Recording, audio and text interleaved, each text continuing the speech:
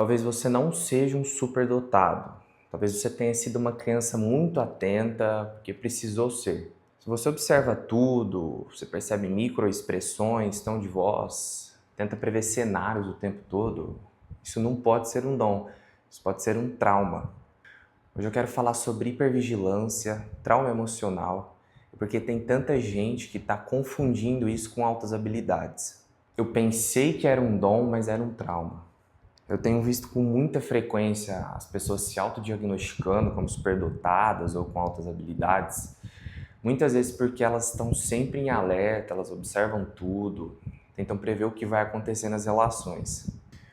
Hoje eu quero explicar isso aqui com foco no trauma, porque isso está sendo muito confundido. Se esse tipo de conteúdo te ajuda a entender melhor seu funcionamento emocional, se inscreve aqui no canal, que eu falo muito sobre trauma, relações e comportamento humano por aqui.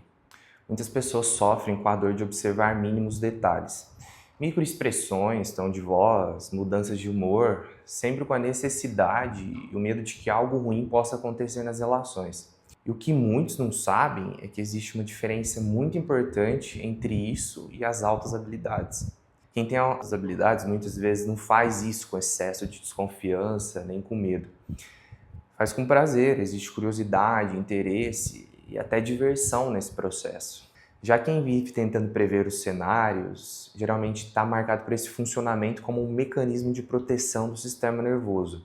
Não é algo consciente, não é escolha, é sobrevivência. Na infância, essas pessoas viveram intrusões do ambiente, em fases em que ainda não era saudável lidar com aquilo. Mas como não tinha para onde fugir, elas precisavam se adiantar, mesmo com um funcionamento ainda imaturo, para tentar dar conta da situação. Eu vou dar um exemplo simples. Imagine você com 7 anos de idade. Uma idade em que ainda seria saudável você estar brincando, sendo criança. Mas você começa a presenciar discussões constantes dos seus pais. Discussões intensas e imprevisíveis. E você começa a absorver tudo isso. No começo você não entende, mas sente. Com o tempo, você percebe que as brigas surgem do nada e a sua hipervigilância fica ativa, porque você sabe que a qualquer momento algo pode estourar. Então você começa a observar tudo. O tom de voz, o silêncio, o jeito que cada um olha para o outro. E sem perceber, o seu corpo aprende. Se eu prestar atenção em tudo, talvez eu consiga evitar algo pior. Com o tempo você começa a se sentir responsável. Responsável pelo clima de casa, responsável por não piorar as coisas. Às vezes, responsável até pela relação dos seus pais. Isso não é superdotação. Isso é uma criança tentando sobreviver emocionalmente. Se isso está fazendo sentido para você, deixa um like aqui. Isso me ajuda bastante nesse tipo de conteúdo e também chegar a mais pessoas. Muitas dessas pessoas, elas crescem achando que são muito maduras, muito inteligentes emocionalmente. Bom em ler pessoas, mas na verdade, elas nunca tiveram a opção de não ler. Não era um talento, era uma necessidade.